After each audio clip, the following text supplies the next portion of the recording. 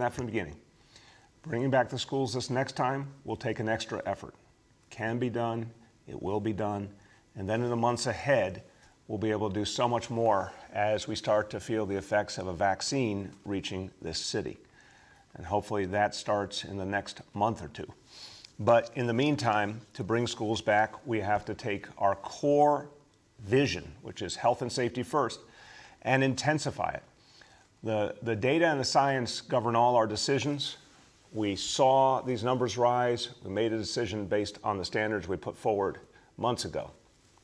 But now a new reality is coming into play. The strong likelihood that in a matter of days, the state of New York will determine that New York City is an orange zone according to state standards. Now, I'm not going to speak for the state or the exact timing. I'm just taking their numbers, looking at them, and acknowledging the clear trajectory and basing it on what the state has said already. There is a likelihood, as soon as next week even, that New York City will be declared an orange zone. Once that happens, we will be in a position to take additional measures to reopen schools. And there's a clear protocol for that. It involves a lot more testing. It's a very conservative, cautious approach. Again, a lot more work, but we will go through that hard work together. I know how much parents want their kids back in school. I know how much educators and staff want to be there to serve kids. It will take a lot more testing, a very aggressive approach, a very proactive approach, but we can do it. Testing has to be done, in fact, in advance of kids and staff coming back to school. And constant testing throughout the school year, much more than we've even been doing already, and we've been doing a lot. Remember, New York City, first of all, we opened our schools when almost no major city in America did, but second, we put a strong testing approach into place and the situation room to act quickly if anyone in the school community tested positive and when necessary to close the school. That whole approach was working and working very well. We're going to now build upon that, intensify it, and make sure that there's testing constantly. Now, I'm going to say again, as I said several times last week, if you're a parent, you want your kid back in school as soon as they reopen, get that test consent form in, because that will be absolutely required for any child to come into the school to have a test consent form on file, and that includes all those who opted back into blended learning over the last few weeks. Now, how will this work? Well, a lot of details have to be worked out between the city and the state, but we can say for sure that we're going to focus on the most important and most vulnerable elements of our education system. So first of all, our special needs kids. And the families with special needs kids have been saying very, very clearly how much they need in-person education. I couldn't agree with them more. So when we come back, the first thing we're going to focus on is getting what's called District 75 schools, special ed schools, back and up and running across all grades. Next, the youngest grades, early childhood education, such a difference maker for children. Bringing that back, 3K, pre-K, will be a high priority, followed by elementary school. And we'll keep building from there. So this is an initial vision, a lot of work to do to make it come together. But I want to give people a sense of how things are going to go in the coming weeks and the focus we're going to have as we build out this plan. Again, parents, this is going to require a lot from you. You've got to get those test consent forms in. You're going to have to help us with the testing of your child before we come back to school. It's going to be something that everyone has to participate in, but we can do it. I don't have a doubt in my mind we can do it. And our schools will come back with this plan, and then more and more as the vaccine comes into play in the coming months. So, anyone who believes in the power of bringing this city back, remember, you can do something about it. I just talked about what parents can do. Everyone can contribute to this city coming back, and it comes down to this, as always, wearing this mask consistently and practicing social distancing, but also the choice we all have to make now at the holidays. I've talked about this. It's a painful reality. We're going to have to do something very different this Thanksgiving, very different throughout the December holidays. Do not travel if you can possibly avoid it. If you travel, it just greatly intensifies the exposure you could have and the risk you would take Even if you're getting a test, you're still going to be exposing yourself to the challenges that come with travel and to a lot of places in this country that just are not as safe as we are. I keep urging people to please don't travel. Please change your plans if you've made them. And if you do travel, take every conceivable precaution. And if you come back and you test out, that's great. But if you don't test out, honor that quarantine. We need you to. And again, everyone, small holiday gatherings, if it's folks from outside the home, practice social distancing, wear masks. There'll still be joyous gatherings, or if you do it virtually, it will still be a joyous gathering, but let's just protect each other. I said it on Friday on WNYC. Let's protect each other this year so we can all be together next year. Let's protect each other this year so people will still be alive next year for when our holidays are in person again. Okay, that is a quick update on the schools front. Now let me talk to you about what's going on with our economy and our budget. And this is crucial. We have some new information here that's really important. And we knew from the beginning that this virus was going to wreak havoc on people's lives, first and foremost in terms of their health. And we mourn everyone we've lost, but we also feel such pain for everyone who lost their job, everyone who lost their livelihood. So much pain in so many families. But we have now real data, real evidence of the power of a stimulus, of what the federal government can actually do to help people, because we now have a better sense of what the previous stimulus packages did for New York City. Our Office of Management and Budget has totaled up everything, the impact of those individual checks that were sent to people, the $1,200 checks, the unemployment benefits, the PPP loans for small business, all of that combined. The impact on New York City has been $40 billion. This is new information. It's very important information. When you combine all those previous stimulus programs, $40 billion reached the people of New York City. And that is part of why we have been able to make it through, even with all the challenges. Now, it's also proof positive of why we need a new stimulus quickly, because all of those good investments are now wearing off, and people are running out of money, and they're running out of time, and we need another stimulus, and this is exactly the right time for it. Now, I want to give you an example of what that has meant, first in terms of our economy, then we're going to talk about our city budget. Go back to February. It's amazing to think, this is not ancient history. February 2020, this year, New York City was arguably at its all-time economic high, the peak of our economic strength in our entire history. 4.7 million jobs, all-time high. 3.4% unemployment as of February, record low. That was just 10 months back that we had this extraordinary strength. Along comes the horror of COVID, decimates our economy. Between March and April, the immediate aftermath of the worst of what we went through, almost 900,000 jobs were lost in this city. But then we started to feel the impact of that federal stimulus, that $40 billion we're now recognizing the full impact of. $40 billion came into the city over the course of months. People worked hard to bring their businesses back. Everyone worked hard to bring down the COVID levels and open up the space for economic recovery. As a result of all those efforts at the end of the spring going into the summer, now over 300,000 of the jobs that were lost have been recovered. So it's an amazing beginning. We lost 900,000 jobs, but 300,000 are back already. We've got a long way to go. But so important that this city's ability to rebound is already in evidence. Now, unemployment is still way too high, 13.2%, way too high, not something we can ever accept.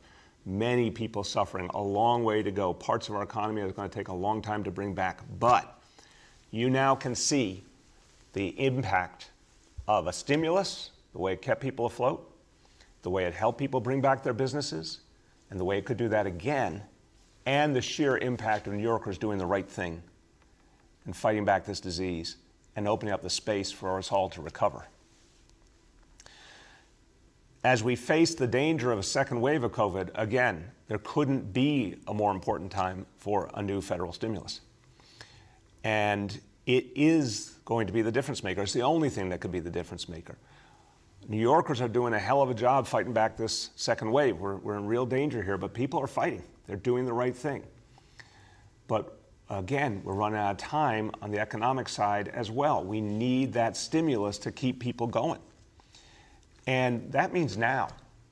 This Congress that's in Washington right now could pass a stimulus to help New York City and the whole country. And then the new administration could do even more in January and February. And that's going to mean everything starts to move. People have the money for the basics. It's going to help jobs come back. It's going to help us expand our reopening of our schools. Everything gets a boost from a stimulus, protecting all our essential services. It's the difference maker. So now let me talk about what we have achieved, in part with the help of that stimulus money and other federal support, and what it means for where we go from here. And this now takes us to our city budget. Now, Lord knows we had to make extraordinary changes between February. I put forward a preliminary budget for this fiscal year in February. What a different world that was. By April, when the next budget submission was due, we had to change everything. By June, we ended up with a budget that looked very, very different from what we thought it would. We had to cut a lot. There's a lot of things that we thought were important, but we just couldn't do. And a lot of savings had to be found, and found quickly, and a lot of jobs were either cut back or not filled. We were able, through those actions, to keep ourselves going, to keep essential services happening for the people of the city, to help spur that recovery. We've got a lot more to do. So today we're releasing our November financial plan. This is something that happens each year. Normally we wouldn't be highlighting it as much, but it's important because there's some major changes and it speaks so powerfully to the impact of federal support. So the budget now for New York City for fiscal 21, the fiscal year that we are in now, will now be $92 billion and remains balanced. And that is because of federal support, overwhelmingly. The money that came from that first stimulus that ended up in people's pockets, some of that turned into revenue for the city as well, but also the direct grants that came to the city through stimulus, and of course, FEMA aid, which has been absolutely crucial. We have depended on FEMA so intensely in this crisis, and even though we're still not seeing the kind of reimbursement that we deserve or any other city deserves, and that still needs to be addressed, the FEMA aid is coming in and is playing a huge impact. And that is all about the things that we have focused on to protect people, feeding people, making sure no New Yorker went hungry, making sure we could build a strong test and trace core, which has been crucial to holding back this disease. Everything we had to do to get our schools open, all the things we've been doing, all the health and safety measures, you've heard about them, the gold standard we set for our schools, layering health and safety measures one on top of another, that all cost a lot of money. But that FEMA aid helped, the federal grants helped, and now we're in a position to say that we could pay for these dire needs because we got federal support. If we could get more federal support, it would be transcendent. It would help take us forward into our recovery. At the same time, we have to do things constantly to tighten our own belt. We have the furloughs that we moved for city officials, senior officials, management. Everyone was asked to sacrifice. New Yorkers are all hurting. It was important for your leaders and the people who run the city government to sacrifice as well, so we did the furloughs. The savings that we found, we have a whole set of agreements we've come to with our labor partners that resulted in savings.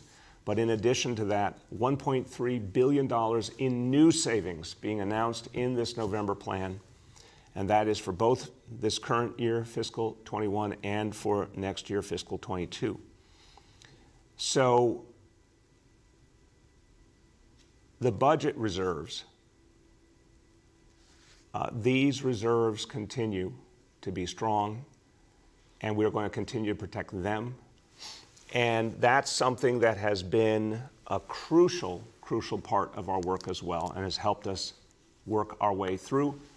We made a big focus for years on reserves, kept them strong, we're going to continue to have a strong reserve as we go forward. Now,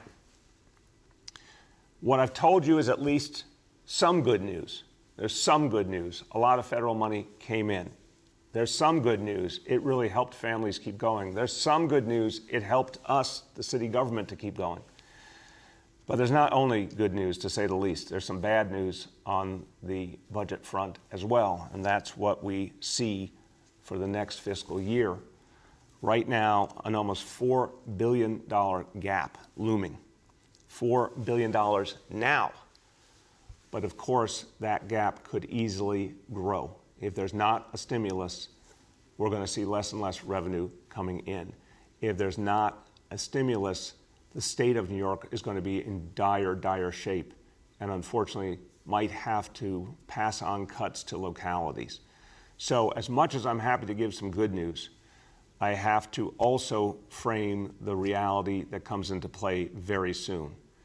Again, almost $4 billion that we don't have to keep ourselves going next fiscal year. And we have to present a new budget in January that will be adopted in June for the new fiscal year. And right now, we don't have a way to close that gap without federal support. That's why it's so crucial that we see action at the federal level. And I'll conclude this before going to our indicators with this simple point. New administration coming, thank God. Vaccines now here, thank God, that's huge. The way forward is clearer than ever. With a stimulus, all these pieces come together. It's the perfect time. Without a stimulus, we struggle. We struggle in many ways, and the suffering continues. And we know that it's at some of the most dire points that some of the greatest things are achieved. Sometimes in a moment of crisis, people rise to a higher level. That's what happened in the Great Depression. That was what led to the New Deal of Franklin Delano Roosevelt. We need this again. We need this Congress to act. We need our new president to act in this crisis to find a way forward beyond anything we've seen previously, so we really can come back strong. Let me go over today's indicators. Number one, daily number of people admitted to New York City hospitals for suspected COVID-19. Threshold 200 patients. Today's report, 100 patients confirmed positivity, 43.27%. So again, that positivity rate has gone up. That's the percentage amongst those patients who actually are proven to have COVID. That number's gone up a lot in recent weeks. That's a real concern. The 100 patients, too many, but again, we see an interesting gap here in that that number does not grow consistently so far. We are not out of the woods, but again, an interesting and important point. That number has not been growing as markedly as we might have expected, and ICUs have not been as full as we might have expected, but we are far from out of the woods. Now, number two, this is clear as a bell, and again, continues to be a huge challenge. New reported cases on a 7-day average, threshold 550, that's been blown by many times over, and we're now at 1,381 cases. So very, very tremendous concern there. But some of that accounted for by more testing, and we encourage constantly more testing to get us the truth about what's happening. And number three, percentage of people testing positive citywide for COVID-19, threshold 5%. Today's report, 2.95%. The 7-day rolling average, 3.06%. Okay, a few words in Spanish. Nuestra ciudad ha enfrentado muchos desafíos a través de su historia y siempre ha alcanzado la victoria. Una posible segunda ola nos hizo cerrar las escuelas, pero las vamos a abrir en cuanto nos sea posible y de forma segura. En esta época de fiestas, la lucha continúa y con la ayuda de todos, nuestra ciudad va a ganar esta batalla. With that, we turn to our colleagues in the media, and please let me know the name and outlet of each journalist. Hi all, we'll now begin our Q&A. With us today we have Health Commissioner Dr. Dave Chokshi, Budget Director Jacques Chiha, First Deputy Budget Director Ken Godiner, Deputy Director for City Revenue Policy and Planning, Francisco Brindisi, and Senior Advisor, Dr. Jay Varma. With that, we'll go to Juliet from 1010 Wins. Good morning, everybody. Good morning, Mr. Mayor. I wanted to ask you about subway pushings. There have been more frequent, they're on the rise. So how are you addressing the mental health issues involved with those accused? And what do you say to New Yorkers who are getting increasingly worried and afraid to use the subway? Juliet, look, I'm real concerned, and we got to make sure that New Yorkers have confidence that they can go and use the subway and know help will be there for them. So NYPD is going to be increasing its presence in the subways. That will be very visible. We continue to expand our mental health efforts. The thing we've got to do is find people and get them help before something like this happens. And we need medical intervention, which our city agencies will do. If we find someone who we think might be a threat to themselves or others, we're going to get them to a medical facility, get them tested and evaluated. If it's someone who should not by law be on the streets, we're certainly going to act. But I also would say, Juliet, New Yorkers are strong, resilient folks. We know that we can overcome anything. So I understand the fear, but people should know that we're going to get that presence out there to keep people safe. Go ahead. Yeah, so have you spoken with Commissioner Shea? So are there, when you say more police are going to be on the platforms, how many? Is there an announced effort to do this? Will extra transit police or MTA police be there? How does that work? Well, look, the whole approach the NYPD takes is to adjust constantly. This is what CompStat's all about. If there's a greater need in the subways, we'll move additional officers in the subways. That's the plan. We'll get you the exact details of the numbers. Clearly, it's going to be about presence and visible presence and moving that around to where PD assesses the need. But this is exactly what CompStat and precision policing are all about. If there's a particular need, we're going to move our officers there, and people are going to see it. I think that's going to be reassuring to people. Next is Emma from the New York Times. Emma, can you hear us? Hi, good morning, Mayor. Hey. Yes, sorry for the delay. No worries. How you doing? Can you talk about? I'm good. So can you talk about this nearly $4 billion budget deficit? What do you say to critics who say you need to do more to address it now, and are layoffs still on the table? Yeah, Emma, we're constantly doing the work of tightening our belts. That's what the furloughs were. That's what the $1.3 billion in savings, new savings over 2 fiscal years we're announcing today. That's what the savings we found from our labor partners. All of it is about getting us through to a stimulus so we can move forward. If there is no stimulus, we're going to have to make extremely difficult choices. And again, Emma, I think it's really important to recognize our own almost $4 billion, it's $3.8 billion deficit for the upcoming year could be magnified. If there's no stimulus, the state will be put in an awful place as well, and that's going to mean additional cuts. So that $3.8 billion could go up really quickly. What are we going to do? We're going to have to consistently cut things back, and it's not something we want to do, Emma. We do not want to take away essential services from New Yorkers. We do not want to lay people off. If we don't have any other choice, that's what we have to do, obviously. So unfortunately, it's impossible to take layoffs off the table for next year. We're trying to avoid any layoffs for this fiscal year, and certainly with the unions we've come to agreement with, we will avoid layoffs for this fiscal year, but we haven't come to agreement with every union, obviously, and the real challenge that we're looking at now is just the sheer totality of next fiscal year.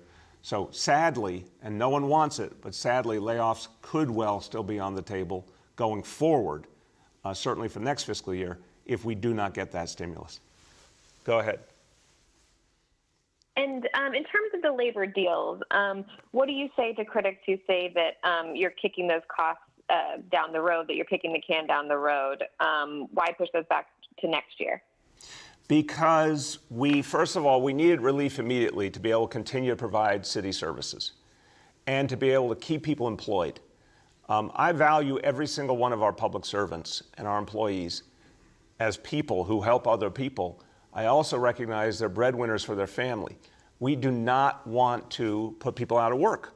We do not want to reduce services exactly when we're trying to come back and when people are in such dire need. So this was a way of getting us to next year. But we've said all along, the only way we can actually make all of this come together is with a stimulus, because New York City didn't create the pandemic. New York City did not create this crisis. We received the pain of this before anyone else. And the federal government was supposed to protect us. Obviously, that didn't happen. The federal government was supposed to help us out of the crisis. Some of that happened, but not enough. This is an international and national crisis. So for us to just keep hanging on is the right approach to get to the day where there's actually the federal support we deserve, and which I absolutely believe is within reach, so we can move forward. But if we get what we deserve, we won't lay off anyone. We'll keep doing the work of serving people. Next is Juan from New York One. Good morning, Mr. Mayor. How are you? I'm very good, thank you.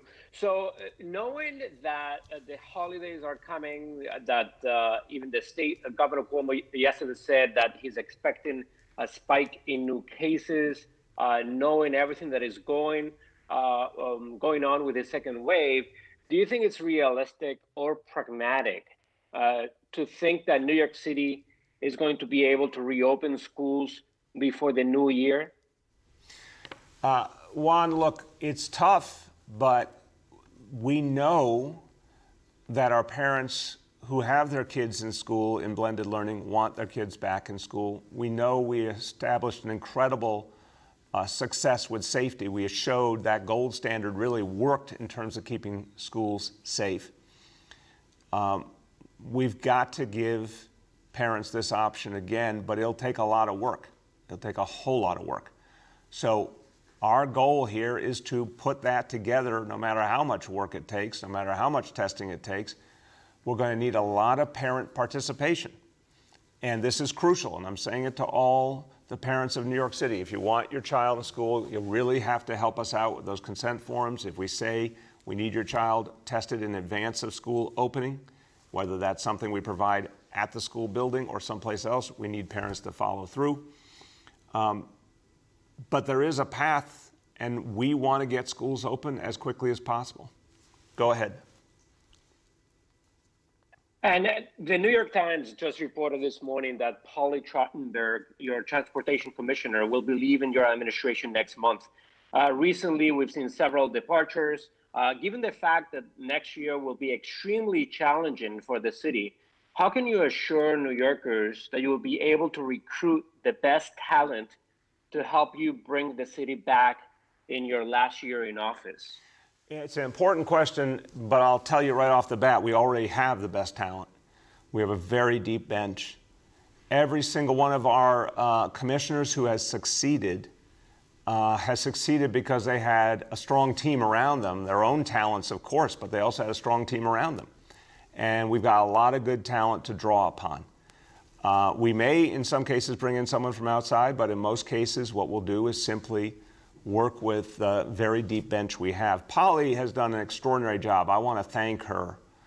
You know, I remember in the very beginning when she and I talked about Vision Zero, and we knew it would be extremely difficult. Nothing like this had ever been tried in such a large American city, obviously, but we believed. And she did an amazing job with her team, bringing Vision Zero to life, working with NYPD, TLC, everyone. And this is something for the ages, that this city, a place known for such intensity and so much activity, has actually been the place leading the nation in terms of how to be safer, how to protect people with an entirely different concept. And that's something Polly played such a crucial role in. That's for the ages. And she's done so many other great things at Department of Transportation, the busways and the select bus service, so many things she should be very, very proud of. So it's been a great run having her for the time of this entire administration. And I know she'll do great things ahead, and I want to wish her very well. But again, she's got a great team she's assembled, and we'll be able to continue that work. Next is Shant from the Daily News. Yeah, good morning, Mr. Mayor. I was just quickly reviewing, some of the state's guidelines for reopening schools once the orange zone designation is in effect. And I mean, it just looks like a huge logistical challenge entailing testing opportunity on school grounds or facilitating testing from other places, making sure, the right population is being tested. So can you say if the city is laying the groundwork for that logistical challenge now and what steps are taking place? Yeah, Shant, I've been on a number of calls with our healthcare team, Test and Trace, all the folks who have done great work putting together our testing capacity. And our Deputy Mayor Melanie Hartzog has been in the lead of that. Our Director of Operations, Tom Kittikatsam, has been in the lead of that with so many other colleagues. Absolutely, what we're doing is turning our capacity to how we would build that out. We're going to have to even add more capacity to do this.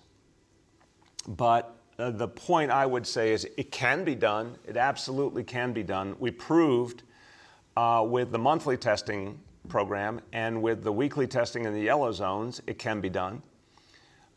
We proved we can keep schools safe, and the Situation Room, I want to thank Commissioner Melanie LaRocca and her whole team. They've done an amazing job with the Situation Room. We've proven that works. Our stakeholders all agree that that's been a huge success. It's going to mean more testing. It's going to be a big logistical effort. It's going to take a lot of parent involvement, and we have to do it in stages, most likely, starting with special education. But it can be done. And Shant, the other thing I'd say is this is a point along the way. We're going to fight back this second wave. We're going to get through the holidays into a time where we're going to start to feel the impact of the vaccine. It will take months and months, obviously, for the full impact to be felt. But with every passing month, once we have the vaccine, with every passing month, I really believe we can make things better. So we're going to be constantly doing the work of bringing our schools back farther and farther and getting more and more kids back in the classroom. So no time like the present to start that work. Go ahead. Thanks for that. Thanks for that, Mayor. So switching gears, I wanted to get your take on part of the mayoral race, namely in-person fundraisers. You've repeatedly urged people to avoid gatherings during the holidays, but over the weekend, one of the candidates, Eric Adams, held 2 in-person fundraisers. His campaign, says all safety precautions were taken, but there seemed to be a lot of outrage over that online. I was wondering if you have any comment on those fundraisers, if you're aware of them. And more broadly, would you urge mayoral candidates to refrain from in-person fundraisers given the current climate? I think people have to be careful, Shant. I think the entire concept here is to really follow the rules. Whatever we do in this city, it is about following the very clear guidelines our healthcare leaders have laid out for us. So I understand the candidates have an election coming up really quite soon in the scheme of things. I understand that they need to get their message out, and it's important for the people to hear their messages and make a decision on who will be the next mayor in this time of crisis. But what I'd say is be really strict about following the rules. Whatever form their activities take, they have to be really, really careful and show people that they're following the rules. I know they can do it, but they have to just be rigorous about it. Next is Maya from Patch. Hi, Mr. Mayor. How are you doing? Good, Maya. How are you today? Good, thank you. I've been told that some local lawmakers have had trouble getting new testing sites approved in their districts and that they've made many suggestions that were ultimately rejected. Can you talk about the criteria that you use to determine new testing sites, and especially given the hours-long lines we've been seeing both at city sites and urgent cares, what you're doing to streamline that process? So Maya, on the lines, and I'll let Dr. Choksi get in on this one, obviously. I would say until very recently, we didn't see lines for quite a while. Then we saw them more at the urgent cares than we saw them at health and hospitals. Obviously, we're having a particularly intense moment because people are preparing for the holidays. So I don't think this is necessarily going to be the norm going forward. But what we've just been doing in general is expanding testing capacity to the maximum we can. There are obviously some limits. You need the test materials, there's staffing, there's processing. You can, at any given moment, you can only go so far, but we're trying to constantly push farther to see how much more we can do each day. As for finding sites, I mean, we're obviously led by the data and the science, and you see the zip codes now every day, where we're trying to put our emphasis. Elected officials are trying to serve their community. That makes sense. And sometimes what they ask for really fits the overall priorities, and sometimes it doesn't. We work with them in each case. I'm looking forward to us having more and more testing with every passing month, and that's going to help us answer more and more of those requests.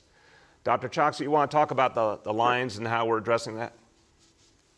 Yes, sir. Thank you, Mr. Mayor. I'll just start by echoing that it's exactly right. The city sites are ones that we hope more New Yorkers will take advantage of. We do know that there have been some longer lines at city sites as well, but on the whole, city sites do have capacity for this major upsurge in demand that we're seeing. There are a few things that we have done to try to address the particular increase in demand that we've seen in recent days. One is making sure that for those units, those testing units that are mobile, we're bringing them to the brick and mortar sites where we see longer lines, so essentially shifting supply to match up with demand. The Test and Trace Corps and Health and Hospitals, who have been leading all of this work, are also making sure that we're distributing self-collection kits to people who are waiting in those longer lines so that they can actually perform the swab on their own, drop it off to decant some of the people who are waiting there. We continue to increase the number of both brick and mortar sites as well as those mobile units that I described, and also bringing more testing to the major transit hubs ahead of the holidays, including JFK, LaGuardia, Penn Station, Port Authority. So we'll continue to try to smooth out the supply with the demand. I do want to just say, ahead of the holidays, our clear public health guidance is the safest thing to do is not to travel. And that is also a very important message along with our message to get tested. Thank you, Doctor. Go ahead, Maya. Yeah, I also wanted to ask about some of the areas where the COVID positivity rates have been spiking. Some officials have told me that they haven't been getting very much data at some point, no data from officials with the contact tracers, Department of Health, on where cases are coming from. I've also been told they found out about those local upticks themselves from the public data page and that they weren't notified in advance by the city. So I'm wondering what you're doing to keep local lawmakers informed about those localized spikes and possible transmission sources in their districts. Thank you for the question, Maya. I'm going to start and turn to Dr. Choksi again. I really do appreciate, I was a local city council member, I was a school board member. I totally understand the sense of, responsibility they all feel to their local communities, and that's a really good thing. I would say, first of all, we're putting up that data publicly for everyone to see, including elected officials. They know it's there. They know they can draw upon it. They know they can ask whatever questions they need from it. We don't necessarily have a separate operation that constantly updates the elected officials as to what is up online visibly. They know where to find the information. In terms of specific sites, again, what we've said over the last few weeks when these questions have come up is we really don't have a lot of substantial sites where we've had a lot of cases. What we are seeing primarily is a handful of cases in specific sites, not the kind of dramatic numbers that you've seen in other parts of the country associated with individual sites. And where there is a concern, Department of Health shuts the site down. So it's quite obvious when that has happened. People can see it because the business or whatever it is has been shut down. But again, that's not the norm. So what I'd say is with Dr. Choksi and Health Department, I do think we can redouble our efforts. For example, if a store gets closed or a school gets closed, redouble our efforts to allow, make sure an elected official is notified, but I think most of this stuff is pretty clear. And if any elected official has questions about it, we're always making people available to answer them. Dr. Choksi, you want to speak to that? Yes, sir. Thank you, Mr. Mayor. First, yes, I'll say that our data is transparent and available, refreshed each day at the zip code level on our website.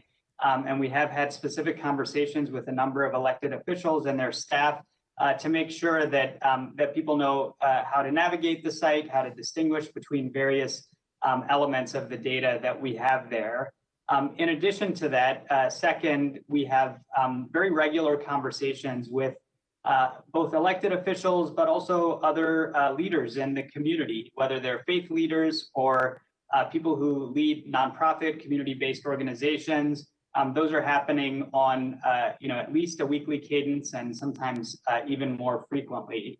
But with that said, certainly, if there are specific officials who would like even more information, or for us to make sure that that they have the most up-to-date information about what's happening in their community, we are 100% committed to engaging with all of them.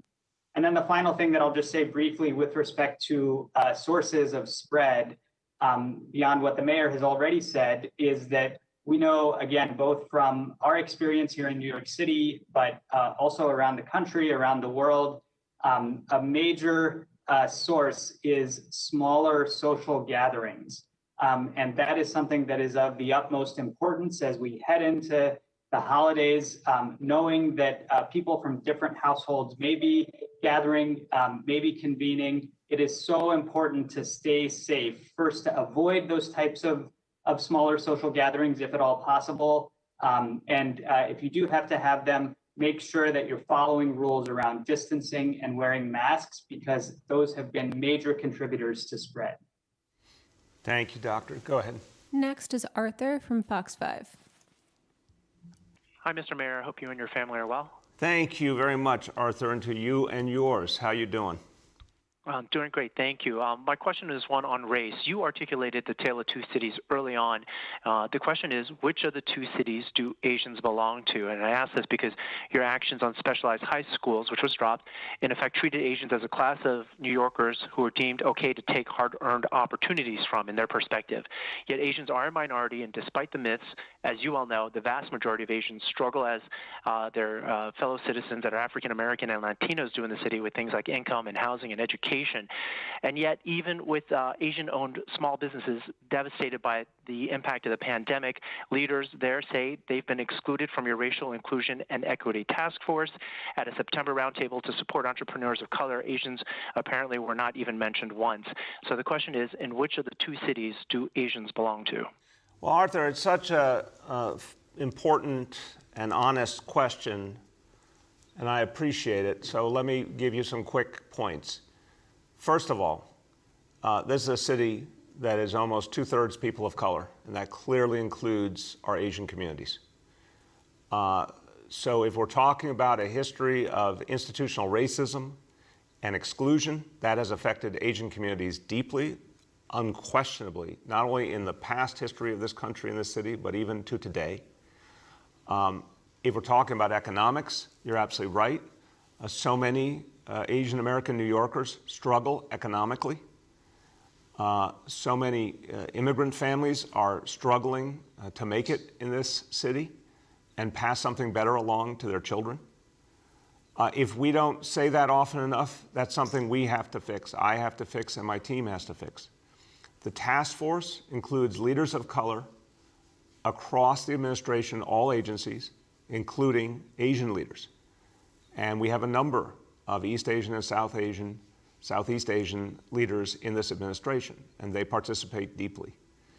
I would say to you, looking back on what I think was a painful episode, as we tried to address the injustices with our specialized high schools, I do think that there were instances in which we didn't articulate. I didn't articulate well enough. The chancellor did not articulate well enough. The administration did not articulate well enough our vision, which was not to take from people so that some other people could have justice, but to somehow create more fairness.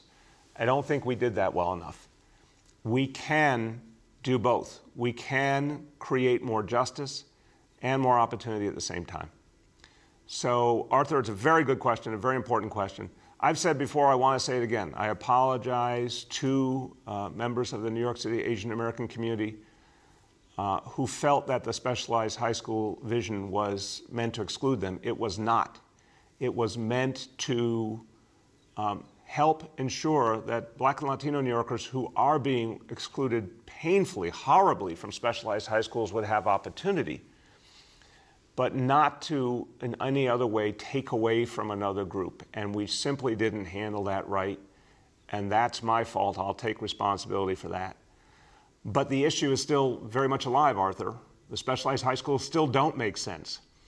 Again, Stuyvesant, I think it was 2 years ago, between African American and Latino students, 3% in a city that's over half African American Latino. That doesn't make sense. That's not fair. But we don't want to hurt Asian Americans or white New Yorkers either, and their kids.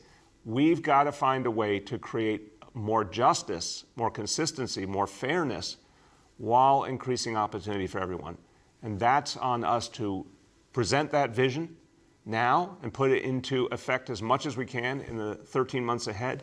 And then the next mayor has to really build on that, because that's where the tale of two cities is also quite evident, Arthur. If you look at our specialized high schools, no one could say that's what we aspire to. We have to do better, and in our screen schools as well.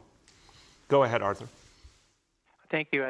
Thank you, Mayor. As a quick follow-up to that, can you say right now that you will direct the MWBE to include Asian businesses? Again, I want to be careful in this answer because there's a lot of angles to this. I want to make sure that we are uplifting anybody who has been left out. But we also see in the MWBE programs a lot of challenges that are still not being addressed. I think, Arthur, that these programs are still not reaching a lot of the people they were meant to help, who have been, the most excluded for the longest in this country. So I want to make sure we maximize opportunity for Asian communities for sure and Asian businesses. But I also want to acknowledge that we still have a long way to go to achieve the very original concepts of why we're even doing the MWBE work together. I'll get you a more detailed answer because I want to make sure I say it exactly right, having consulted with our MWBE team. But much more to do on that front for sure. Next is Rima from Chalkbeat. Hi, Mr. Mayor. How are you doing today? Good, Rima. How are you? I'm good. Thank you for asking. So my first question, I wanted to just ask about reopening. I think you may have addressed some of this, and some of it might be my confusion. But you mentioned that the city would be able to take additional measures to reopen schools if the city becomes a state-imposed orange zone, which to my understanding, I think as people have outlined, means extra testing in schools. And then there's a bunch of other rules to actually get back into the building. So I'm wondering, since the city isn't in an orange zone at this point, but it seems you're looking at ways to reopen with increased testing, why can't the city start taking those measures right now? And that's what we're ramping up to do, Rima. But let's be clear about how the pieces are going to come together. You're not confused. Let me give you some positive reinforcement. You are not confused. These times we're living in are confusing. Ever-changing reality with COVID and very difficult standards that have been set to address things. We recognize and appreciate the state's role. The state has set out its vision around orange zones, the way they manage orange zones. This came in part from the original proposal I put forward when we saw the problems in Brooklyn and Queens. I had a different approach, and I might do things a little differently, but the state has the right to apply it the way they see fit. They came up with these color zones, and the orange zone has a clear set of criteria of how you get into it and what it means to open schools within it. We know we'll be in an orange zone, again, as early as next week. The planning and the logistics it'll take which was referred to in an earlier question, real challenging stuff, but it can be done. So we're ramping up right now, retooling our testing operation to go focus on the schools that we would reopen first. And again, that begins with District 75 with our special education schools. Because it is much more intensive testing, we're not going to try and open everything simultaneously. We would do this in waves. But it does require a lot of new work, and we need the time to get ready to get things in position to do that. I think it's all going to line up because, again, I think the orange zone, sadly, I wish there wasn't going to be one. You know, I wish we were doing better in terms of COVID, but it's coming soon. So I think the pieces are going to line up pretty consistently. Go ahead, Rima. Okay, my second, and thank you for the positive reinforcement. My second question is about learning bridges. We know, the city has said that there hasn't been a lot of uptake in learning bridges, and we've heard that the hours and locations can be inconvenient. And then I believe there was a report in CBS today that kids with disabilities are being turned away from these sites. So does the city understand why there's been less enrollment than expected? And what are you doing to make sure that the program is more convenient for the families who actually need it? Thank you, Rima. First of all, I have not heard of anyone turned away, so I'm not negating that report. I just have not heard that, having had a lot of conversations with a lot of people about learning bridges. I've not heard that. The capacity of learning bridges has been consistently expanded. We have been expanding it with the assumption that once we saw that school unfortunately had to close for a period of time, that we would need even more. But what has been clear is there has not been the uptake we expected. I want to emphasize to any parent who wants to take advantage of learning bridges, it's quality childcare and a safe setting. It's first and foremost now for essential workers as we are dealing with this danger of a second wave. But also there are prioritized slots for families in shelter and others who have particular challenges. And then if there's more beyond that still available, anyone can apply. And anyone who wants to apply can call 311 and learn how to apply and get their name in. But I think the important parallel here, and I imagine you saw this, Rima, we thought in the spring and summer that our regional enrichment centers were going to be a lot more full than they were. As you know, never saw the kind of enrollment we expected. We ended up having to cut back a number of those centers because there just weren't people using them. Why? I don't think we have a perfect picture. I think, unfortunately, one of the reasons why is very much about COVID. So many people are home. A lot of people who, thank God, still have a job are working remotely. A lot of people who don't have a job to date are home for that reason. I think for many families, there's been a decision to keep their kids close rather than taking them to childcare or some other kind of option. I think that's part of what's happening here. But the bottom line here is for families who qualify, Learning Bridges is something we will provide for sure, and we'll do it for free. And if we have to keep expanding it, we'll keep expanding it. And obviously, we're working really hard to get to the point where schools are back open, and that's going to be an option a lot of families will, of course, prefer. Final point, Rima, on that report you gave. Again, I had not heard about that, but presuming it is accurate and not wanting to ever belittle a situation like this, if a child was turned away, a family qualified, their child was turned away, that's just wrong, and we won't allow that. We'll track down that situation and make sure that that child gets a seat in Learning Bridges for sure. Go ahead. For our last question today, we'll go to Katie from the Wall Street Journal. Hey, good morning, Mayor de Blasio. Can you hear me? Yes, Katie, how are you today? Good, thanks. Happy Monday. I wanted to ask you a question. I hope you got a chance to read it. It's from a colleague of mine writing about the hundreds of deceased New Yorkers who are being stored in morgue trucks in Brooklyn. This is, most from COVID, but some other people who died during the height of the pandemic.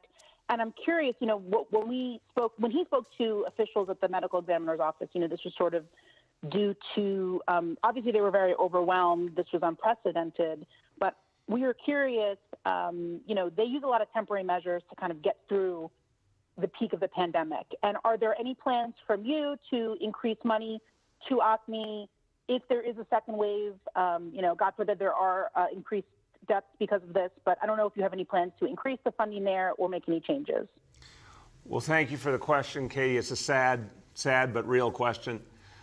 We've made clear whatever we need to do to support the medical examiner's office, we will. A lot of extensive efforts were put into place back in the spring. Very, very tough time, and tremendous support we got from the federal government. That's one of the places where the federal government really did step up and help us, and I'm very thankful for that. But the sad reality to that story, I haven't read it, but I got it summarized to me, is those who we lost, their families are still trying to determine the best way to provide services for them, and just have been struggling because of the pandemic and other challenges. So we're trying to work with each and every family of those we lost who are in that situation to make sure that they can have the kind of services they want to have at the right time. But we'll provide the support we need to. I don't see, thank God, I don't see anything like what happened in March and April. We haven't seen some of those particular warning signs yet, thank God, but we are very, very vigilant. But we'll make sure medical examiners ready either way. Go ahead. Thank you. And my second question is about this, the upcoming closures in the orange zone. This has been asked multiple times, I guess, throughout this whole pandemic, but the small businesses and just business in general that will be affected the most by these closures. I know obviously everyone's waiting for a federal stimulus, but is there anything more the city can do to help these businesses? I hear from a lot of business owners who are really desperate. There's no other way to put it, because of just everything is falling down on them. They can't pay rent. Their revenue has completely been cut. So is there anything more the city can do to offer assistance financially, especially to a lot of these businesses? Katie, it's a question, it has been asked a lot of times. It's also a fair and important question. There's a lot we can do to help each business. It is not what we ideally would like to do. The thing that would help businesses the most is to get an infusion of direct assistance, cash assistance to keep going. Because you're right, with the orange zone will come restrictions again, and businesses will have an even tougher time. And no one likes to see that. They're going to suffer as a result of that. But this is what we got to do to keep everyone safe and to beat this back. Because we saw in the late spring and in the summer, when we beat back the disease, then businesses can reopen. That's good for everyone. That's what we're trying to achieve once and for all. And with the vaccine coming, I really want to believe, this could be the last great battle we're going through right now before the COVID war is over. So, if we can get through this immediate challenge and then the vaccine starts to arrive, it will take time, obviously, to be fully implemented. But if the vaccine starts to arrive, we get better leadership on COVID in Washington, we get the impact of the stimulus, we're going to see each month get better, even if it's well into next year before we get to something like normal. But I think the bottom line is any business with a challenge should talk to small business services. Sometimes there are very particular things we can do that really help, dealing with a lease issue, legal help, loans, getting rid of fines that were unfairly given. There's all sorts of things that can be done. We don't have a ready supply of money to simply deliver to them, even though I would love to, and they deserve it. It did come from the federal government initially. We need to see it happen again. That's the only true solution, that small business support be a key part of the next stimulus. Okay, as we conclude, look, we've talked about a lot today, but it comes down to something real simple. We got to fight back this second wave. We still can. We get through these holidays, we have a chance to really turn the corner. But it's up to every one of us. The fact is that the reason New York City got strong again over the summer was because of each and every one of you. You have to make that choice again. So really, please be very thoughtful and mindful about these holidays. Do everything you can to stay safe. Help us turn this last corner so we can beat this disease once and for all and bring our city back. And when we do, I don't have a doubt in my mind that all the energies, all the pent-up energies of the city will surge forward to give us an extraordinary recovery. But we need every one of you to be a part of it, and then we need our colleagues in Washington to do the thing that they should have done a long time ago and give us one more big stimulus to get us on that clear path to recovery. And I know it can be done. We've got to fight for it. Thank you, everybody.